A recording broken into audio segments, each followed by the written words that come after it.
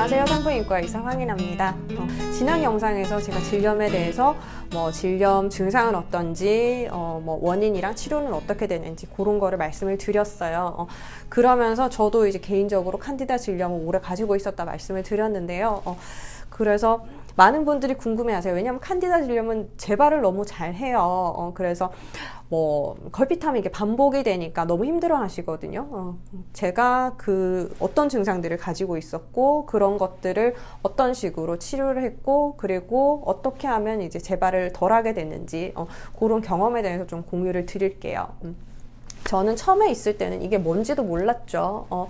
어릴 때 있었으니까. 어릴 때 요즘은 그래도 소아질염 이런 데 대한 어머니들이 개념이 있으셔가지고 가려워하고 아이가 손이 많이 가고 뿔거 보이고 이러면 병원에 데리고 오세요. 그래서 일찍 치료를 하는 경우들이 많은데 저는 그런 케이스는 아니었던 것 같아요. 그래서 산부인과 오기가 망설여지잖아요. 아이 데리고 소아과 가서 좀 보여주기도 좀 그렇고 그래서 치료를 안 하고 그냥 넘어가는 경우들이 많은데요. 그때 특별히 만성으로 간다든지 그런 느낌은 아니에요. 그런데 애가 좀 고생을 하겠죠. 가려 한다든지 자꾸 손이 간다든지 불편해하고 속옷을 자주 갈아입어야 되고 이런 것들이 생기는 거죠. 전 스트레스 상황에서 좀 심했던 것 같아요. 중고등학교 때도 무슨 시험을 앞두고 있다든지 해야 될 과제가 굉장히 많다든지 그럴 때 한 번씩 가렵다고 느꼈던 것 같고요. 근데 그게 계속 지속이 되거나 정도가 심하지는 않았어서 그냥 좀 지나가는 것 같기도 해요. 이제 그게 문제가 되는 거라는 인식이 생겼는 거는 조금 크고 나서죠. 저는 또 공부를 했으니까 이런 것들 때문에 이런 증상들이 생길 수 있다 이거를 알게 됐으니까 내가 그때 겪었던 증상들이 칸디다 질염이었구나 이거를 좀 알 수가 있었는 거예요. 칸디다 질염은 분비물이 하얗게 가루처럼 많이 나오고요. 그리고 그렇게 나오는 분들도 있고 아닌 분들도 있어요. 분비물 전혀 없이 가렵기만 하신 분들도 있어요. 그런 분들 같은 경우는 치료를 해보면 그 질 안쪽에는 막 이렇게 분비물이 껴 있어요. 그런데 이게 드라이하기 때문에 밖으로 빠져나오지는 못하고 그냥 그 안에 계속 있으면서 염증 반응을 막 일으키는 거예요.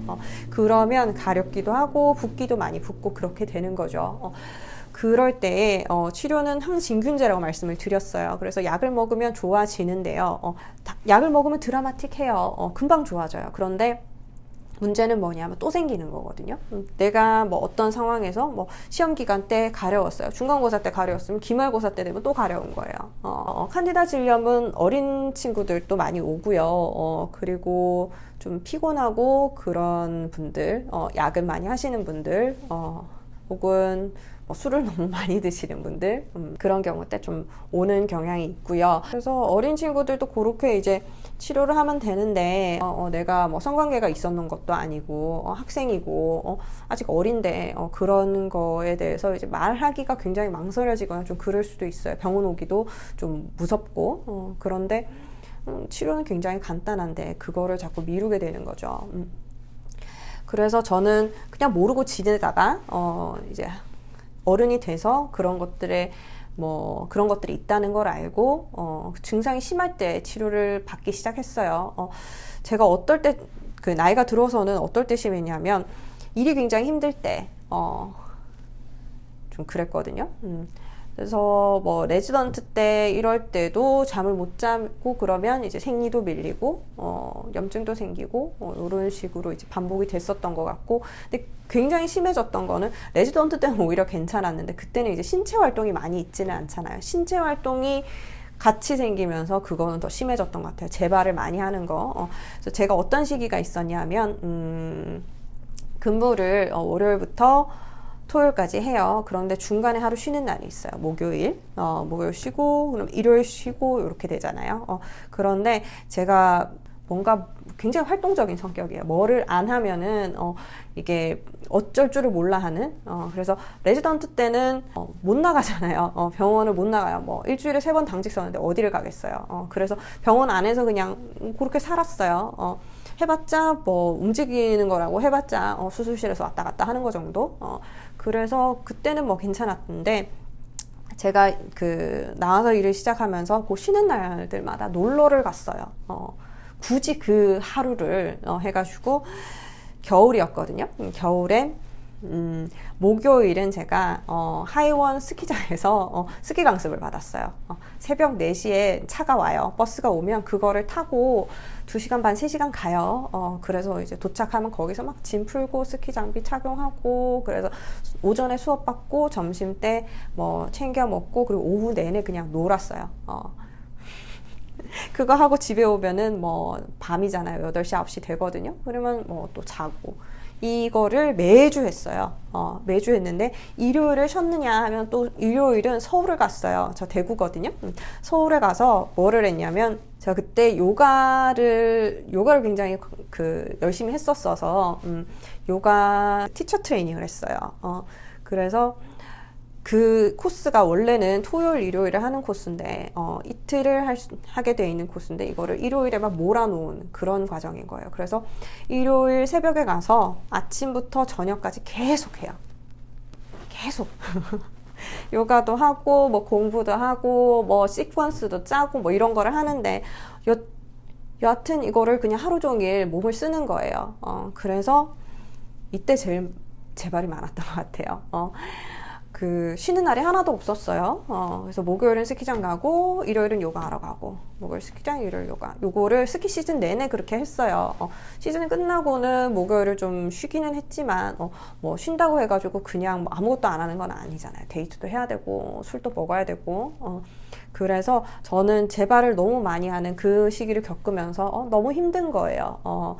내가 그때는 또 자각이 없었어. 놀고 싶어서 뭐 하고 싶잖아요. 그래서 내 몸이 그걸 못 따라오는 거를 모르고 막 마음만 앞서가지고 이거 조금 더 해야지, 뭐 여기서 조금만 더 하면 나는 뭐 이렇게 될 수 있을 것 같은 이런 게 있잖아요. 그래서 스키도 막 열심히 탔어요. 그래서 내가 여기서 조금만 더 하면 이 자세가 나올 건데, 뭐 이런 방법으로 스키를 탈 수가 있을 텐데, 뭐 이런 것 때문에 계속 그거를 열심히 했는 거예요. 어느 순간 그냥 깨달음이 왔어요. 그리고 나서 뭐 시즌 끝나고 저 인도도 갔었거든요. 휴가 내서 인도 갔다가, 인도에서 무슨 페스티벌 같은 거 하는 거 뭐 일주일 열흘 정도 참가하고 한국 들어와서 새벽 비행기로 들어와서 뭐 그날 바로 출근하고 이런 스케줄로 살았어요. 그때는 그게 막 힘들게 느껴지는 게 아니고 너무 재밌고 좋았거든요. 그런데 내 정신은 너무 재밌고 좋았지만 내 몸은 못 따라오고 있었는 거예요. 그때가 벌써 이제 30 넘었으니까. 20대랑 30대의 몸은 달라요. 30대랑 40대도 다를 수 있지만, 어린데 무슨 그런 소리를 하냐 그러실 수도 있지만 확실히 달라요. 30대가 되면 몸이 막 밤새도록 술 마시고 이런 거를 버텨내지를 못해요. 20대 때는 그냥 그렇게 하잖아요. 그런데 그거를 버텨내지도 못하고 의지로 그렇게 하더라도 그렇게 하면 몸이 자꾸 축이 나는 거예요. 그래서 알게 모르게 어떤 부분에서 축적이 돼서 문제를 자꾸 일으키는 거죠. 저한테는 그게 간디다 질염이었어요. 그래서 뭐 그때그때 약을 먹었죠. 심할 때는 정말 일주일마다 재발해서 그때마다 약 받아서 먹고 그럴 때도 있었어요. 그런데 제가 좋아지게 되는 계기는 거기에 대해서 이제 자각을 한 거죠. 내가 이러고 살 게 아니다. 이거는 나한테 몸에 너무 무리가 되는 것 같다. 이거를 이제 자각을 하고요. 그래도 내가 하고 싶은 거는 많은 때였으니까, 하고 싶은 거를 하되, 다른 거, 몸을 이제 아낄 수 있는 것들을 같이 하자. 이렇게 된 거예요. 그래서 술을 끊었어요. 술이 굉장히 중요한 게, 술을 먹으면요, 이게 간에서 해독이 되잖아요. 그런 과정에서 간이 쉬지를 못해요. 그래서 그 시간 동안 나는 뭐 술 먹고 잠들어서 잠을 자고 있지만 간은 끊임없이 활동을 하는 거예요. 그랬을 때 에너지는 계속 소비가 되고 내가 충분한 휴식을 취하지 못하게 되는 거거든요. 그래서 그런 것 때문에 이제 피로가 누적되는 게 생기고요. 술은 언제 먹어요? 밤에 먹잖아요. 밤에 먹으면 막 뭐 신은 나요. 뭐 재밌고 친구들이랑 뭐 이런저런 얘기도 하고 즐거운데 그리고 나면 집에 들어가는 게 뭐 3시 뭐 이렇잖아요. 2시, 3시. 이러면 잠을 못 자는 거죠. 우리가 컨디션을 회복하는 가장 중요한 게 잠이에요.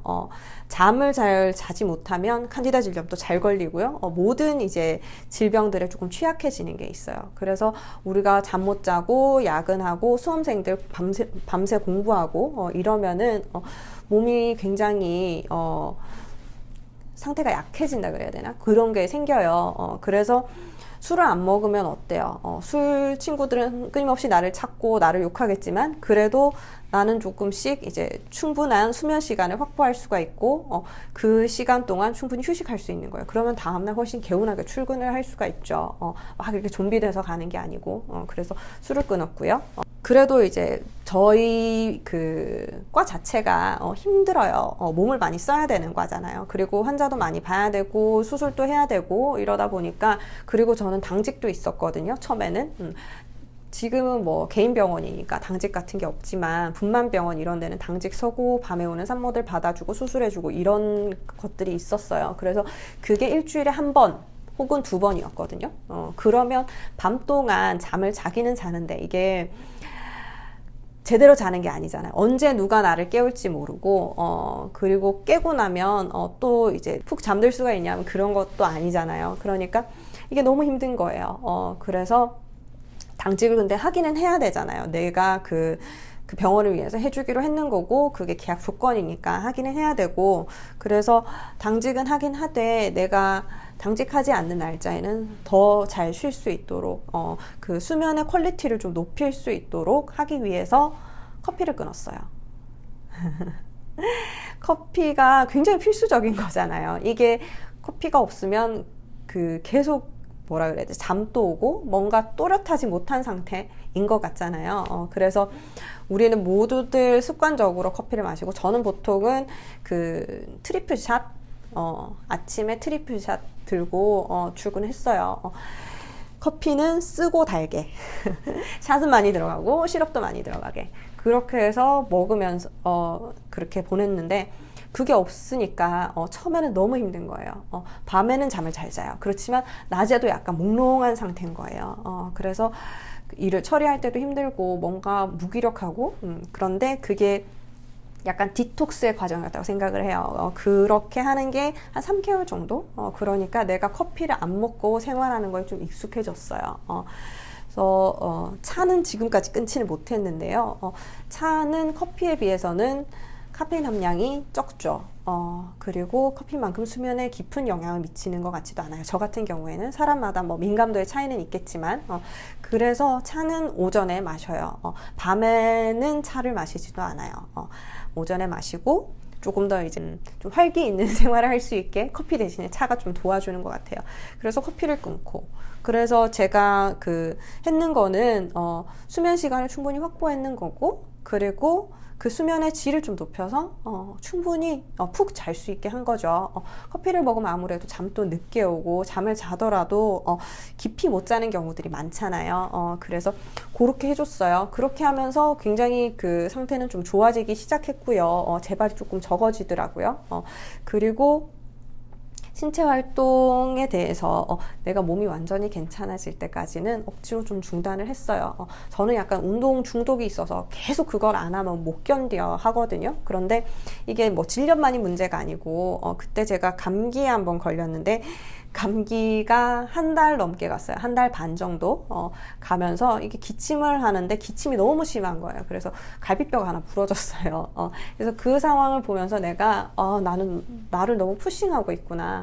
그래서 좀 정신을 차려야 되는구나. 그래서 그런 이제 신체적인 활동들, 뭐 일은 어쩔 수 없어요. 일은 뭐 하는 거니까 일 외에 다른 신체적인 활동들을 좀 많이 줄였어요. 의식적으로. 그래서 그리고 나서 좀 많이 좋아졌는 부분이 있고요. 그리고 나서도 좀 컨디션이 안 좋을 때마다 재발하는 거는 있었거든요. 근데 빈도가 많이 줄어들었는 거죠. 그래도 좀 피곤할 때 내가 뭐 내 역량보다 좀 많은 일을 처리를 했을 때 또 바쁜 시즌에 그래서 일을 또 많이 해도 그럴 수 있잖아요. 그런 경우 때 그래도 재발이 오는 게 있었는데 지금은 안 생긴 지 꽤 오래됐거든요. 그래서 그걸 위해서 제가 진료상균을 좀 복용을 했어요. 예전에는 제가 레지던트 때만 해도 진류상균 뭐 그렇게 효과가 있겠어 이렇게 생각을 했거든요. 이게 뭐 다 장사하기 위한 상술이다. 이렇게 믿게 만들지만 저는 그게 너무 못 믿겠는 게 뭐였냐면 진류상균은 그 장내로 가는 유산균 같은 거 먹는 게 이해가 돼요. 먹어서 이게 그 장 안에 자리를 잡는 거잖아요. 그러면은 먹어서 들어가게 하는 게 이해가 되는데 그래도 위에서 많이 산도 때문에 없어진다고 얘기를 하잖아요. 그래도 장까지 일부는 살아갈 거니까 그나마 이해가 되는데 진류상균 또 먹잖아요. 그리고 이건 장을 거쳐서 그냥 빠져나가는 거잖아요. 그런데 이게 무슨 질에 영향을 주겠어? 이런 생각이 드는 거예요. 그 루트에 질이 없잖아요. 그런데 복용을 해보니까 그래서 그거를 판매하는 그 측에서는 어떻게 얘기를 하냐면 먹고 이제 변으로 배출이 되고 이럴 때 그 항문에서 질 쪽으로 옮겨간대요. 얘들이 옮겨간다고 얘기를 하더라고요. 근데 그렇잖아요. 뭐 그렇겠어 이렇게 생각이 들잖아요. 저는 좀 잘 안 믿어줘요.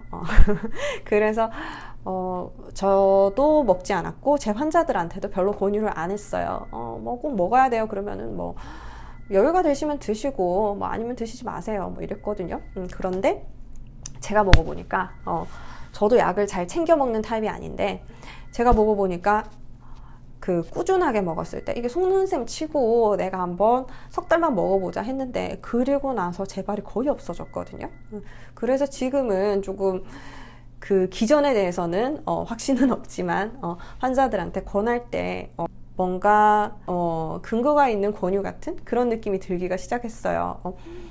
그래서 데이터 같은 경우는 저는 제약사 데이터를 별로 믿질 않는 게 그 사람들이 유리한 실험들을 해요. 그리고 유리한 결과만 가지고 와요. 다들 자기 거가 최고라고 얘기를 해요. 그러면 그걸 들었을 때 그렇구나 이렇게 판단하기에는 좀 그렇잖아요. 그리고 이게 무슨 약물처럼 다양한 실험과 뭐 확실한 결과가 있는 것도 아니고 의학 논문을 보는 사람 입장에서는 너무 허접해요. 그래서 이거를 무슨 미신처럼 믿고 약을 팔라고 하나 이런 생각을 했는데 약이 아니죠. 건강식품이죠. 건강기능식품을 팔려고 하나 그랬는데 먹어보니까 확실히 100%안 생기는 건 아니에요. 그런데 재발이 많이 적어졌어요. 그래서 지금 또 계속 먹고 있고 좀 빠지거나 할 때는 한 번씩 뜨끔할 때가 있어요. 약간 증상이 있을랑 말랑 할 때 있잖아요. 그럴 때는 열심히 먹어요. 다시 먹고 그래서 꾸준하게 드실 수 있으면 제일 좋아요. 챙겨 드시게 되면 아무래도 많이 좋아지시더라고요. 그래서 저는 재발하는 칸디다 질염 있는 분들한테는 다 한 번씩 언급을 드려요. 무조건 드셔야 돼요. 이거는 아닌데 드시면은 재발률을 좀 줄이니까 도움이 되신다.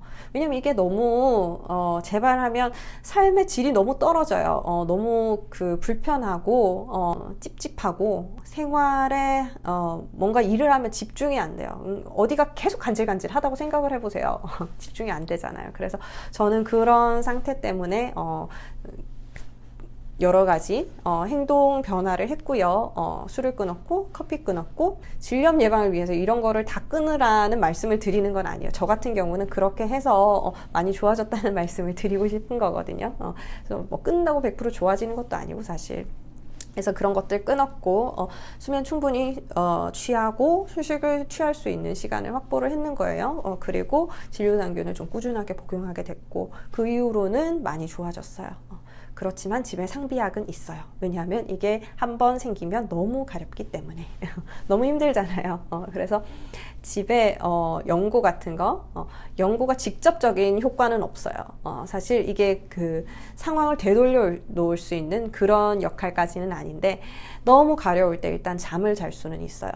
그래서 그런 것 때문에 저는 연고는 필요하신 분들은 처방을 좀 드리고 심할 때 증상이 있을 때 그냥 바르고 주무시고 그 다음날 병원 나오시라고 말씀을 드리거든요. 그렇게 하시는 거 좀 도움 될 거예요. 제 얘기가 지금 그런 비슷한 증상을 가지고 있는 분들한테 좀 도움이 되셨으면 좋겠어요.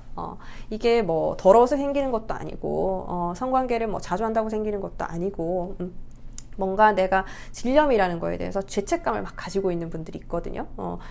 내가 어떻게 행동을 했길래 이렇게 생겼을까? 또 남자친구 지나가는 남자친구들이 쭉 있잖아요. 그 중에 누가 나를 이렇게 만들었을까? 이런 생각을 많이 하고 오세요. 그런데 그런 거랑 관련 없고요. 칸디다 질염, 뭐 세균성 질염 같은 경우는 내 몸의 컨디션이랑 직접적인 관련이 더 있으세요. 그래서 내가 조금 더 조심을 했어야 됐는데 이렇게 내가 자주 씻고 이런데 왜 증상이 생기냐 이런 식으로 자기를 너무 탓하지는 마시고요. 이게 뭐 누구나 생길 수 있는 거고 증상에 따라서 치료하면 또 금방 좋아지는 거니까 예방을 위해서 노력만 하시되 증상이 있으면 빨리 치료하시고 그렇게 생활하시면 좋을 것 같아요.